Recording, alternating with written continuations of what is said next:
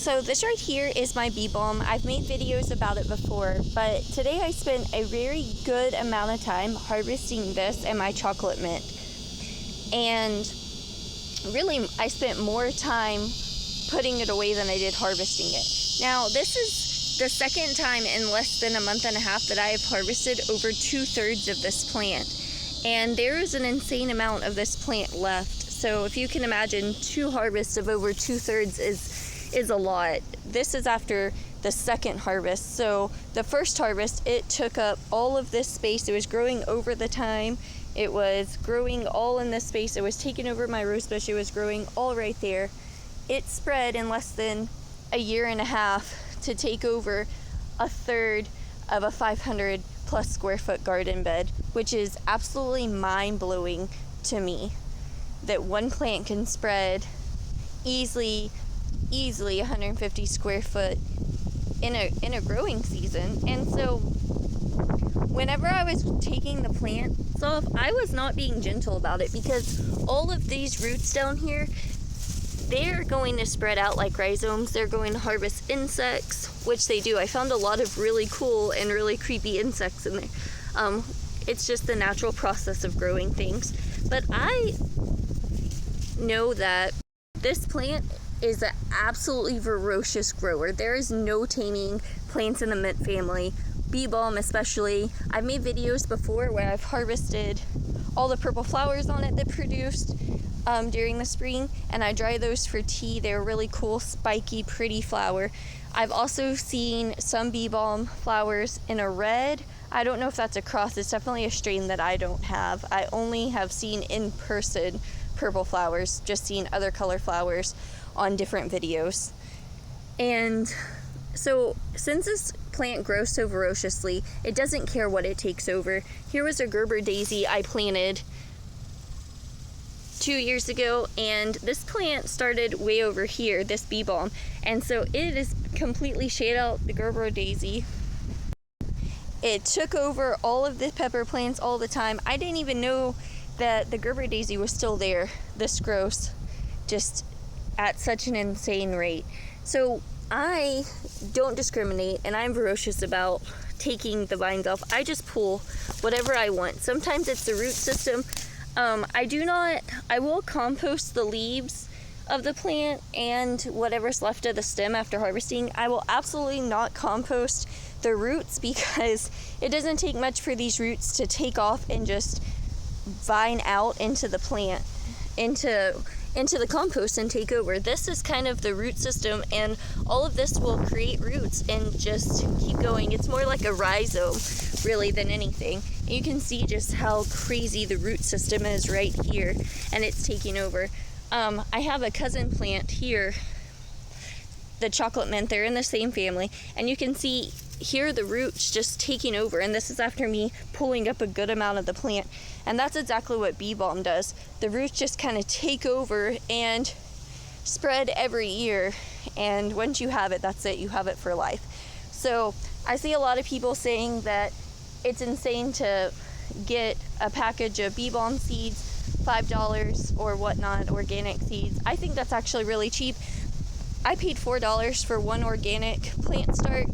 It's this one right here, and like I said, it's not even been 2 full years, and this plant is just absolutely amazing at how fast it's growing. Now, I will check for bugs and insects, but I do not like picking off the leaves individually. What I do is I grab the stem kind of right here, and then I will just push it down. So let me kind of set this down and show if I can, and kind of show. So I'll grab the stem and then pull the top leaves off, but then let me see, a stem that has more leaves like this, I will just hold it upside down and push the leaves off until I have a pretty good amount of leaves in my hand, and then I'll just take those leaves and I'll put them in this bucket. They don't have any insect damage, they don't have any insects growing on them. Really not an issue. But even picking up the leaves one by one, they're really easy to strip. Once you get down to it and you figure out how to strip leaves, it's not going to take you any time at all. This is probably 5 pounds of leaves. There's probably easily over 10,000 leaves between these. This is a really large Easter basket, and it's smushed down in there. I spent my morning watching my favorite YouTube creators, watching some TV, and just stripping these plants to save this. Now, this is the number 10 can. It's also pushed down. It's half full already. So all this from one, and there's still so much that I can harvest because this plant's going to continue to grow as long as the weather's warm. It's going to take a good freeze to kill it back, and even then, once spring hits, it's going to keep growing. But what I'm doing is removing as much as possible, because right here I have a family of 6. There is no way even in 2 years that I can eat all of these leaves. It's just insane. Even for tea, I use them quite a lot, so I'll be drying them out, putting them in cans, probably with oxygen absorbers, and using it for tea, but it's going to last a long time. So I'm not going to need another bee balm plant in 10 years with the amount of leaves that I'm harvesting just in one season. If you're coming out here and you're harvesting this several times, then you're going to get a substantial amount. The first time I harvested, I just threw all of them into the duck pen and let the ducks eat it. It is kind of spicy. It's not like other mints that tend to be sweet or a good dessert mint. I would say this is more like a really strong oregano for me. I will use it for tea, but really I think you could probably use 1 or 2 leaves ground up for a really big thing of pasta sauce to give it that oregano flavor. It's just really strong when you grow it yourself.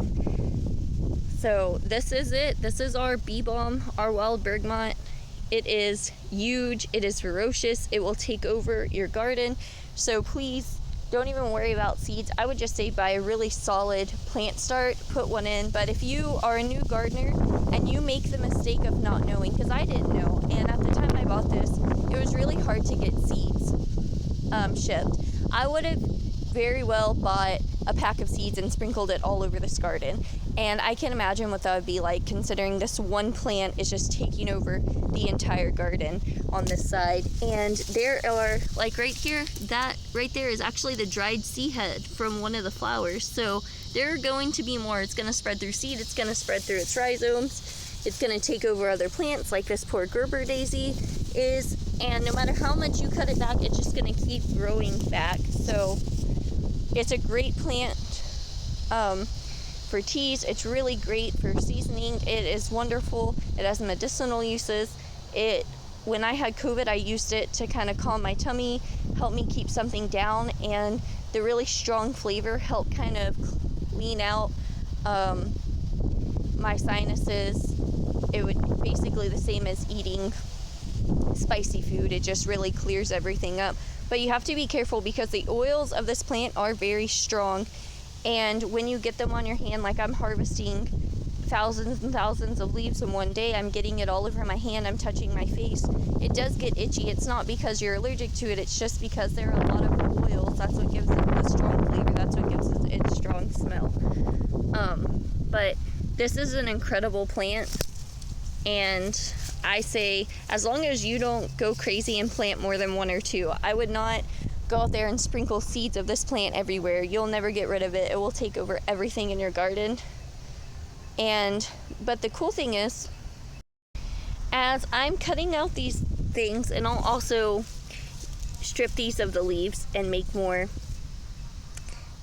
put more away for tea. As I'm stripping out, I'm finding plants underneath it. Like here is some sweet basil that volunteered this year from last year's sweet basil. Not just that, but the soil under it is really nice soil. It's been kept moist.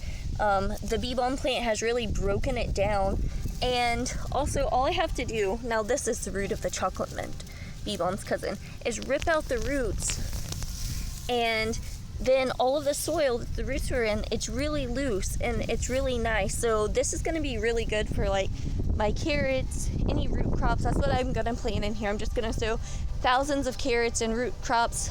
I do it a little different. I'm just going to sprinkle it over the soil.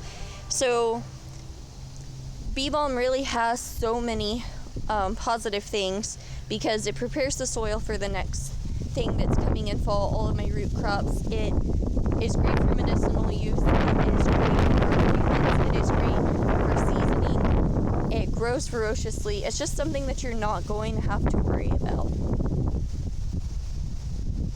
I'd really say, especially if you're in Southeast Texas, give it a try because it gets so hot. We had a month of 100-degree weather, a month of no rain during that 100-degree weather, and this plant is still growing strong. So in optimal conditions, you're going to be able to put 3+ years of Bee Balm, and that's using it every day for your family. If you're using it rarely, just using it for seasoning, and if you have a smaller family than mine, this Bee Balm is going to last you a lifetime. One plant is going to provide you with 10 years worth of seasoning, and you're just going to be able to keep coming out here and harvesting season after season, and it'll continue to spread. It's really one of the great herb gardens, like